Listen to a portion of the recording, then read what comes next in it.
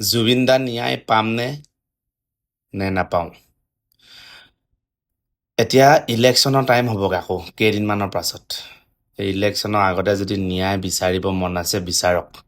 ইলেকশ্যনত যদি পাছত যদি আপুনি ন্যায় বিচাৰি যায় নহয় কুকুৰ খেদন দিব।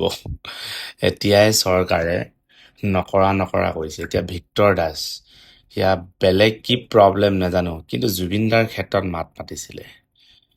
আৰু সেই বিকাশ বোলাজন সেয়া পাৰ্চনেলি কি পইচা খালে বুলি শুনিছোঁ, সেইটো কথা মই ক'ব নাযাওঁ, কিন্তু মাত মাতিছিলে, হয় নহয়?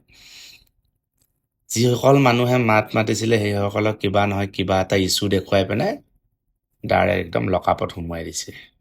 পুলিচ লগাই দিয়ে পুলিচ লগাই।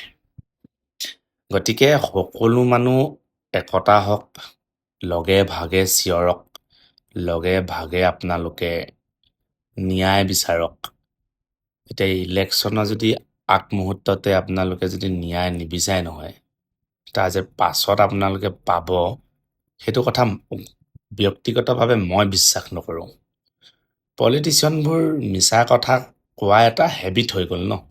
যিকোনো পলিটিচিয়ানে হওক, লাগিলে কংগ্ৰেছেই হওক, লাগিলে AJPয়ে হওক, BJPয়ে হওক, যিয়ে নহওক, সিহঁতক মিছা কথা কোৱা এটা মানে সেইটো এটা সিহঁতৰ লাইনেই হৈ গ'ল বস্তুটো, মানে সেইটো এটা ক'বই লাগিব, হেবিট।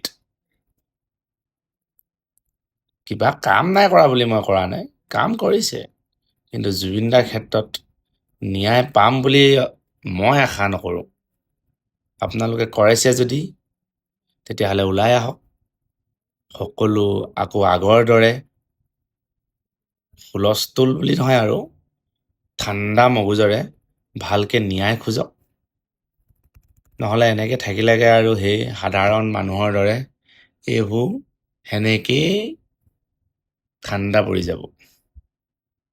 পাছত ল'ৰা ছোৱালীক ক'ব জুবিন দাৰ ন্যায়টো দিব নোৱাৰিলোঁ, আমিবোৰে হাতত খাৰু পিন্ধি আছিলোঁ, মাইকী লৈ জন্ম ল'লোঁ, গতিকে ন্যায়টো দিব নোৱাৰিলোঁ দেই জুবিন দাক। ল'ৰা ছোৱালীবোৰক ক'ব পাছত, ল'ৰা ছোৱালীবোৰে শুনিব নহয় জুবিন দা কোন আছিলে, জন্ম কেতিয়া হৈছিল, মৃত্যু কেতিয়া হৈছিল, মৃত্যু কেনেকৈ হৈছিল, সেইবোৰ বস্তু ওলাব নহয় পাছত, নিজে লাজ পাব।